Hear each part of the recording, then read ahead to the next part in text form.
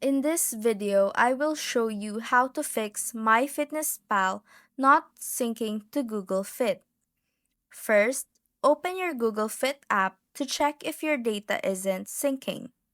Now, go back to your home screen and search for Apple Health.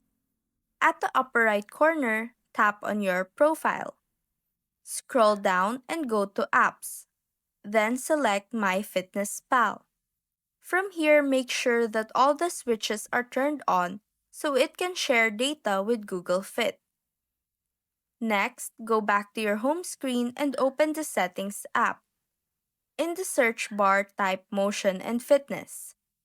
Once you're in, make sure the switch for MyFitnessPal is turned on. This should get your syncing back on track. And that's how to fix MyFitnessPal not syncing to Google Fit.